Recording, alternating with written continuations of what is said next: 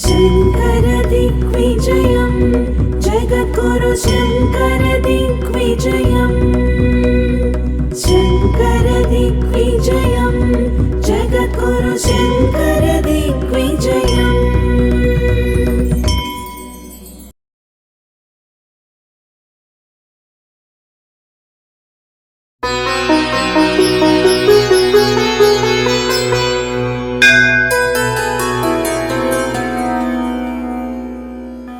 ఏ మహాపురుషుని పేరును స్మరిస్తేనే సమస్త పాపములు క్షయమై సమస్త సన్మంగళములు చేకూరుతాయో ఆ మహానుభావుడైన జగద్గురు ఆదిశంకరుల దివ్య చరితమే శంకర విజయము 11వ భాగము.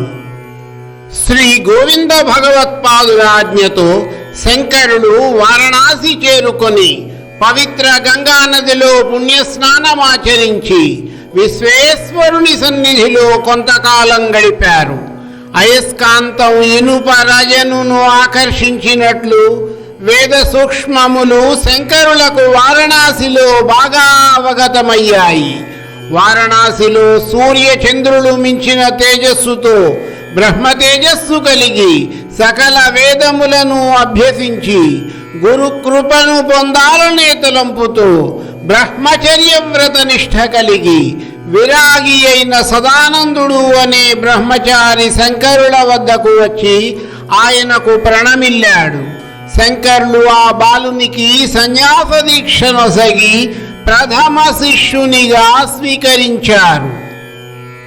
అనునిత్యము 3 పూటల పరమ పవిత్రమైన గంగా నదిలో స్నానమాచరించి నిష్ఠ అనుష్ఠానములతో విశ్వేశ్వరుని సేవించుకుంటూ వేదాధ్యయనము సాగిస్తున్న శంకరులు ఒకరోజు కాశీపట్టణ వీధులలో సంచరిస్తున్నప్పుడు ఒక మహాద్భుతమైన ఘటన సంభవించింది.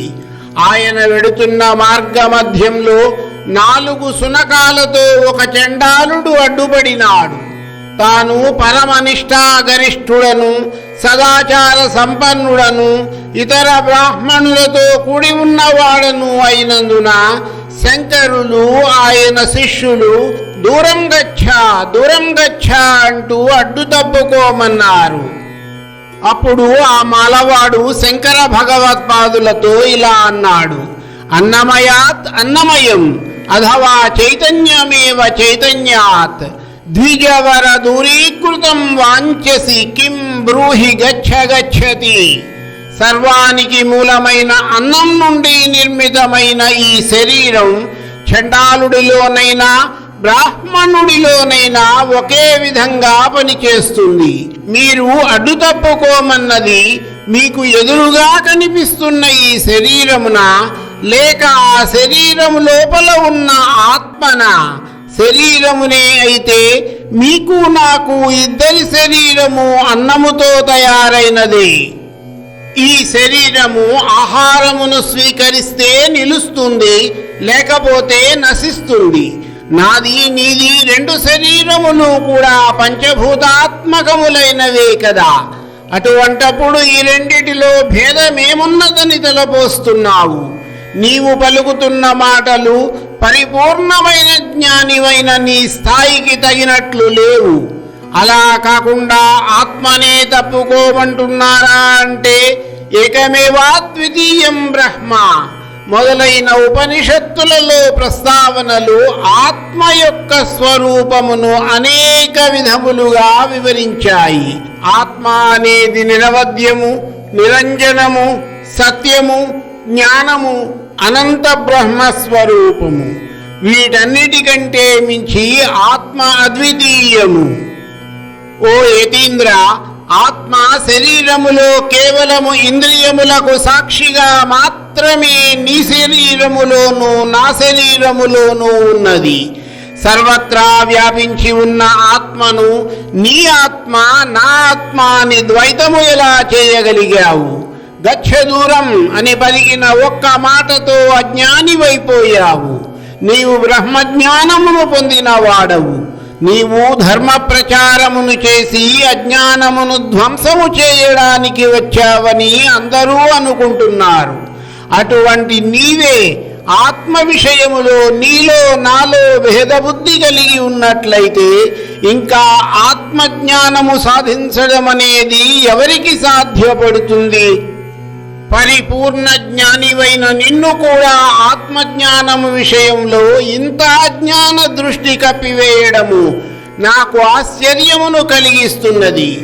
ఈ లోకములో అనేక మంది కపట సన్యాసులుగా మారి కేవలము కాషాయ వస్త్రములను మాత్రమే ధరించి చేతిలో కమండలమును దండమును చేతబూని జనులను మభ్యపెడుతూ తిరుగుతూ ఉంటారు. చూస్తుంటే నీవు కూడా వారిలో ఒక్కడివే అన్న అనుమానము కలుగుతున్నది. లేకపోతే నీకు తెలిసిన బ్రహ్మ విద్య ఏమిటి? నీవు చూపిన భేదభావము సత్ అయిన ఆత్మను గ్రహించేది కాదు. కనుక సత్వరమే ఆ భేదభావమును విడిచిపెట్టు అని పలికాడు. చండాలుడు పలికిన ఆ పలుకులకు శంకరులు ఎంతో ఆశ్చర్యపోయారు. ఈతడు సామాన్యుడు కాడు అని తలచి అతనితో ఈ విధముగా పలికారు. మహాత్మా, దేహధారణ రీత్యా కనిపిస్తున్నట్లుగా మీరు చండాలురు కారు, మహాజ్ఞానులు. అందులో ఎటువంటి సందేహము లేదు. నాకు బ్రహ్మతత్వమును సర్వమత సమానత్వమును బోధించుటకు 4 వేదములను 4 శునకములుగా చేతిలో పట్టుకుని వచ్చిన సాక్షాత్ ఆదిశంకరుల వలె తోచుచున్నారు. తమ వాక్యములన్నిటినీ నేను శిరసావహిస్తున్నాను. నేను ప్రదర్శించిన తుచ్చమైన భేదభావమును, ద్వంద్వభావములను, అల్పజ్ఞత్వమును విడిచి పరిశుద్ధాత్ముడనైనాను. జగత్తును మొత్తము ఆత్మస్వరూపముగా దర్శించే వారికి అందరూ గౌరవనీయులే. ఈ విషయమును నాకు బోధపరిచిన తమకు నా యొక్క అనేక నమస్కారములు అంటుండగానే ఆ మానవాని స్థానములో శిరకు జటాజూటము, కంఠమునకు, హస్తములకు, పాదములకు నాగాభరణములు, గజ చర్మమును, శిరసుపై నెలవంకను ధరించి అర్ధనారీశ్వరుడుగా ఈశ్వరుడు శంకరుల ముందు ప్రత్యక్షమయ్యాడు. ఆ దివ్యమంగళ రూపమును కన్నులారా కాంచిన శంకరులు మహాదేవుడిని మనీషా పంచకం అనే 5 శ్లోకాలతో స్తోత్రం చేసి ఆయనకు సాష్టాంగ నమస్కారం చేశారు. శంకరులకు పరమశివుడు ఆయన తదుపరి కర్తవ్యాన్ని ఈ విధంగా వివరించాడు. శంకర, వేదవ్యాసుడు క్రమబద్ధీకరించిన 4 వేదములకు అనుసంధానంగా ఉండే బ్రహ్మసూత్రములకు నీవు భాష్యములు వ్రాయి. ఆ భాష్యాలు బ్రహ్మసూత్రాలకు సరి అయిన అర్థములు ఉండేటట్లుగా చేసి తరువాత ఆ సిద్ధాంత వ్యాప్తికి, సంరక్షణకు దేశం నలుమూలలకు శిష్యులను పంపాలి. ఈ పనులు పూర్తి అయ్యాక నీవు నన్ను చేరుకుంటావు అని పలికి శివుడు అంతర్ధానమయ్యాడు. ఈ విధముగా పరమేశ్వర సందర్శనమును పొందడం శంకరుల జీవితంలో మరొక విజయము. శంకర దిగ్విజయం జగద్గురు శంకర దిగ్విజయం. శంకర దిగ్విజయం జగద్గురు శంకర దిగ్విజయం. మిగిలినది తరువాత భాగములో.